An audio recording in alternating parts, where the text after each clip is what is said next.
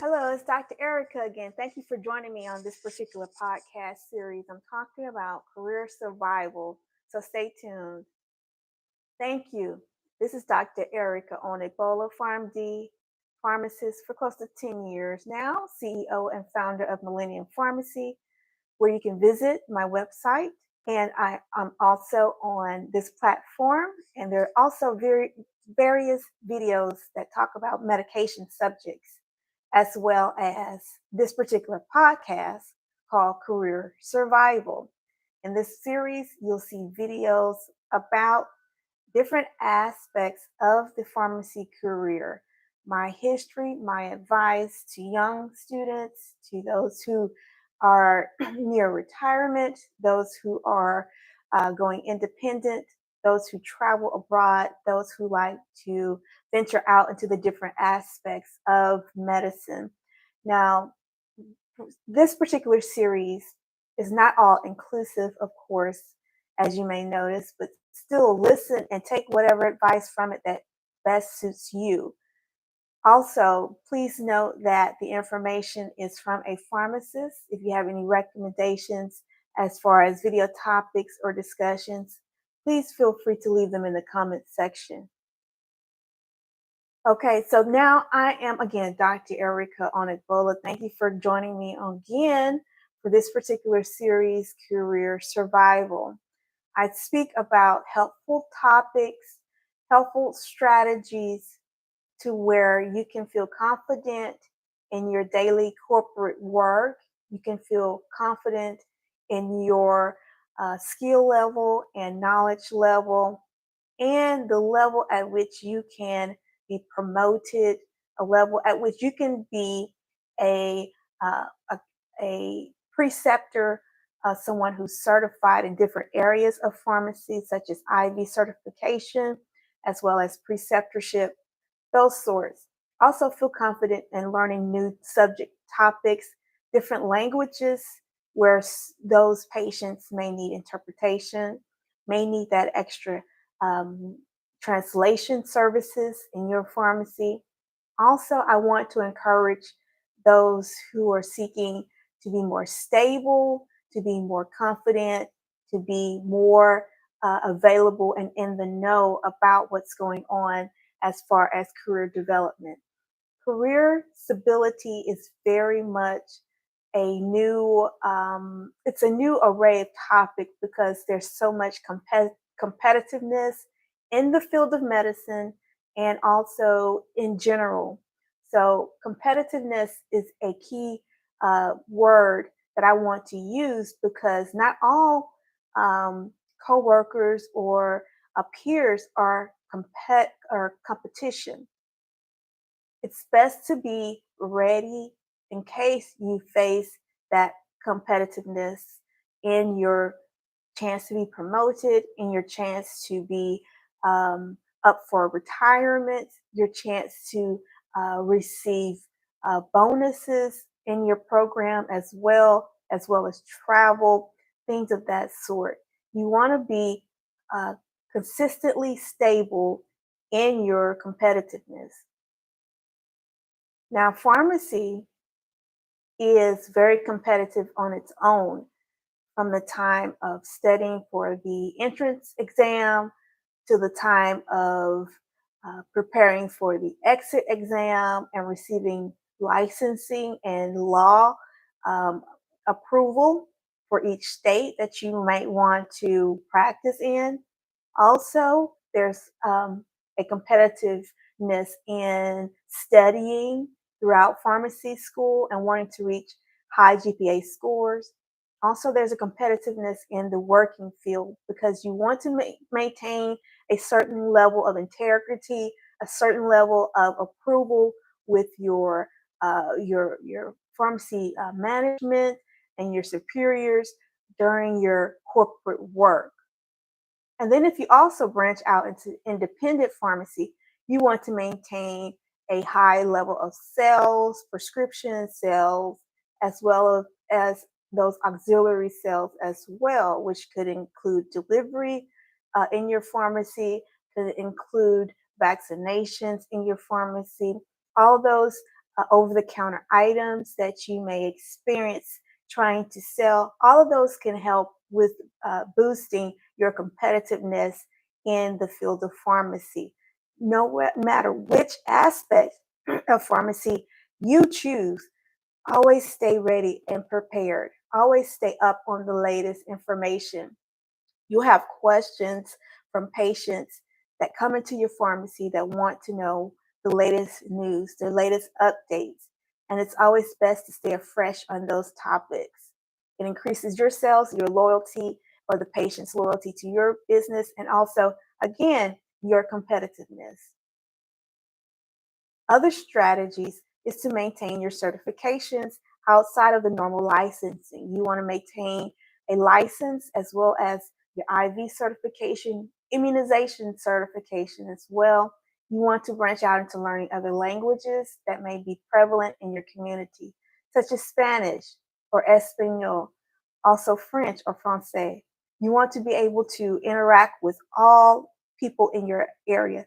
If you live in a large area such as New York or LA, you want to maintain a language that consists of so many different languages, such as Arabic, even. You never know who might be in your community and may need that assistance. You may never use the language, but one day you may. You never know. You just want to be prepared. Staying prepared for competitiveness is a key strategy for being up on your game, leveling up. So, with that being said, I want to introduce to you some strategies that I have utilized, some strategies that I have put forth in my career as a pre-med student, and as a pharmacy student, and then again as a pharmacy. Being in groups, being accountable for your behavior, your action is a good strategy as well. Being able to contact your preceptor during times where you may need a little extra encouragement is also great. Visiting your preceptor when they're least expecting you to visit, visiting them, showering them with special occasion gifts, being available at their need as well can also give you a leverage that does not entail always following matrices or following protocol. It's also good to not only follow the numbers, but also get to know your customer base. Know your customer base, know your patient base. Okay.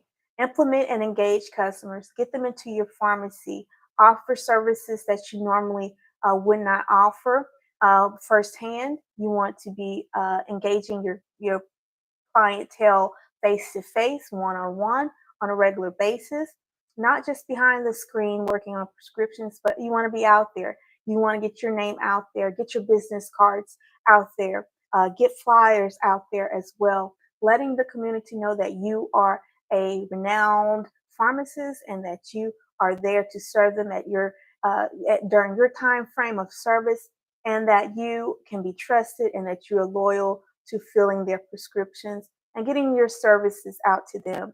You want to maintain that connection, that network of connection through social media also can help as well, letting them know that you're available at all times, even branching out to give out your cell phone number. Most people who are healthcare providers do not wish to do that, but that also helps as well. Getting your name out there is very great and builds that community connection, like I mentioned. Also, you want to um, take into consideration your staff, your technician staff, their needs, their care needs, their schedules. You might want to cater to them at times.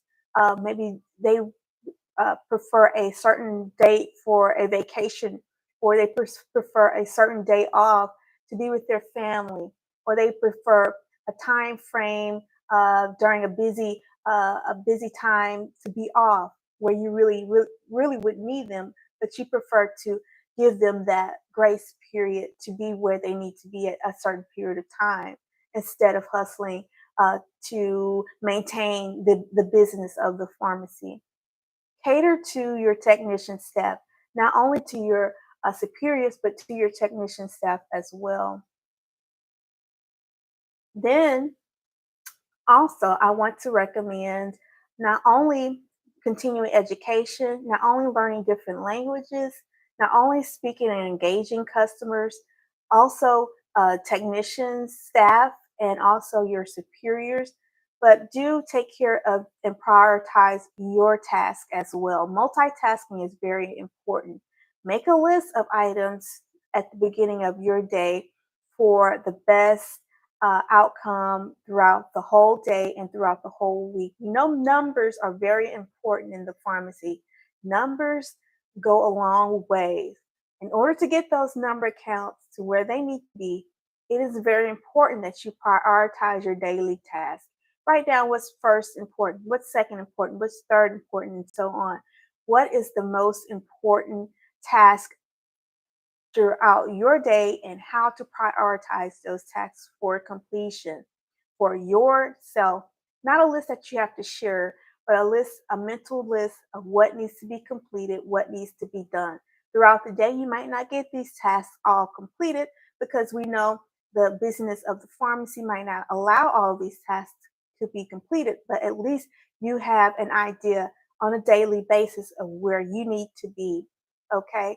And then you want to make sure that you cross off on your list what's been completed so that you can move along gradually and steadily at a pace that helps you to create an environment that is safe, an environment that's efficient, an environment that customers can trust, and that technicians can work in a peaceful and pleasant environment. Then, when you have to report to your superiors, you're ready to present to them your numbers. You're ready to present to them that you have been successful, and you want to be able to reach your goals consistently and throughout your career without having to normally write down your priorities. You want to make sure that this becomes a daily task and then a daily habit, and then you'll receive the outcomes as you develop these habits, and they'll become second nature to you. Okay. And once they become second nature to you, it becomes a part of you. It's you. It's all that you do. And then you can just exemplify these characteristics throughout your day, outside of work, in the church, in the community, at the parks of recreation. You'll be able to do those things on a regular basis just because you, again, have become second nature to these items. Then you want to make sure that your finances are in place as well. If you're consistently working in corporate, it should not be a problem to maintain a savings and an investment funds to make sure that your finances are in place for an early retirement, also for retirement that incorporates all of your desires, your dreams, and wishes. You want to make sure that you're working at a pace that saving financially at a pace that will help you to do those and accomplish those things. Early retirement is not foreign to pharmacists. I have been able to meet pharmacists who have come in and said, I just retired. I'm just coming in to get my vaccine. And I just wanted to let you know that I'm a pharmacist and I've been a pharmacist for so many years, so many decades, and now have been able to retire early. And so that is a great blessing. I've also seen pharmacists who retire and then they decide to come back to the pharmacy career path. They say, well, I retired, but I don't want to sit at home. So I'm going to come back and I'll work, whenever I'm needed. And so I've seen pharmacists who work at for those particular reasons as well. It only depends on each individual. Now, for myself, my dream again is to work abroad, to work in pharmacy settings where I am needed and I'm more appreciated. And I feel that my work has been seen and fulfilled in small communities where there may be low economic status patients or low resource patients, low amenities, and so forth. For example, Doctors Without Borders is a place where I feel like I can retire, I can work at my pace, I can be around individuals who appreciate my level of expertise and my history of experiences as well. Growing up, I was able to work and not only work, but be around low income areas where I was able to see firsthand what it was like to visit a clinic versus visiting an upscale doctor's facility where you have plenty and plenty of room and nice, clean areas, and there's multiple staff available to assist. I was not a part of that, but I was a part of the opposite. So being from a world where you're now able to see yourself firsthand what it's like to be in a facility that's beautiful and has lots of amenities that are out there, then of course you see that benefit and you want to adjust to that.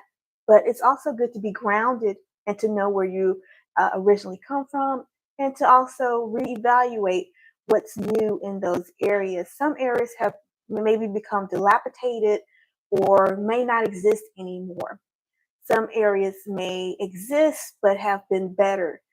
So it just depends on the situation of the community, particularly the government's decision on certain areas of a city that may need to be again dilapidated or may need to be uh, uh, altered to where they are livable or they are readily available. Okay, so do be aware of different retirement options. Most again, pharmacists do retire at an uh, early stage just because of the benefits, monetary benefits that we receive that are regular.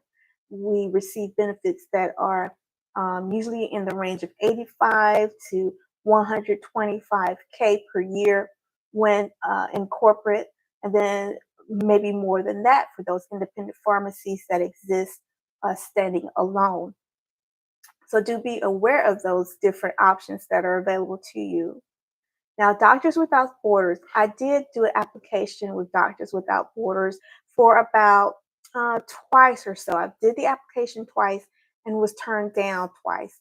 So I do recommend being very competitive and not giving up on your dream. And then also consider their feedback. They did give feedback on what they suggested, which was learning more French, being able to venture out into more French areas where that language is spoken versus Spanish. I have a more diverse experience with Spanish because it's more prevalent in the States. Spanish is a language that I feel maybe one out of three people, one out of four people fluently speak the language. And so it's very pertinent and very important to know the Spanish language. And so I feel that I would be more available and more beneficial, I should say, in an area where Spanish is the main language. Also, being more practical in your thinking, being more practical in your application can help with competitiveness as well. Getting to know people, speaking on terms with people to help understand where you are and where you stand as far as to know the community a little bit better, and being on hands and readily available to secure all objectives that are given to you as far as tasks for the job. Now, some other survival tactics or recommendations that I could give include also being not only fluent in different languages, continuing education, being independent in that, because sometimes being a pharmacist means being an individual, being kind of not secluded, but being alone in your studies, your continuing education, and so forth. Also, survival tactics include getting to know and engage in your customer base, getting to know and encourage your technician base, and your superior base, knowing who's superior in your ranking, knowing who your technicians are. Also, being able to reach goals, prioritizing daily, priority tasks, multitasking, all of those take into consideration for survival mode as well. And then I also want to encourage you to make financial investments and savings because it's a very, the career path for pharmacy is a path that is very much lucrative and very much monetary prevalent. So building finances and investments is not hard to do. It's just something that you might want to keep in mind as far as being thrifty and being practical in your spending, buying lavish vehicles, lavish uh, uh, clothing lines, etc., can be detrimental to the finances of a pharmacy. So I do recommend that survival tactic as well. Also, I want to recommend a survival tactic of taking time for yourself, to travel, to rest, to be with your family, getting your thoughts down, writing a journal, also getting to know yourself internally, getting to therapy if needed.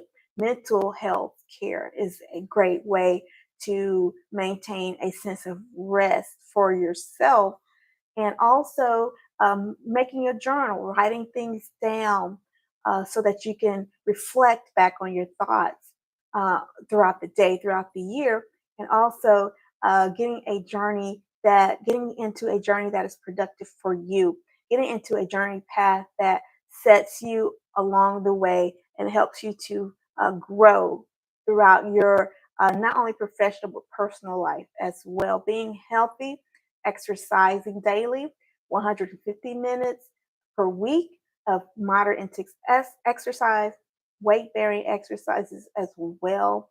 That's 30 minutes per day. Getting yourself, your mind, your body, your personal life in health, good health, can eventually help give you a more well-rounded atmosphere, more well-rounded home environment, a safe haven. It's a safe haven for your mind, your mental, your mind, and also your body as well. You want to do those things. Get those things under control, okay? Because once you lose your mind, once you lose your body, that's all that you come into this world with. And you don't want to lose those things, okay? Don't lose your things, those things to the corporate world, okay? Because it can present stress at times. And we want to make sure that we have a foundation of rest, okay? And that is what I want to suggest on this particular, those things I want to suggest for you on this particular video. Survival of the career. Again, survival of the career consists of several different things that I've mentioned. And I want to make sure that I get those informations to you so that you can implement those into your work schedule, your personal schedule as well. Okay.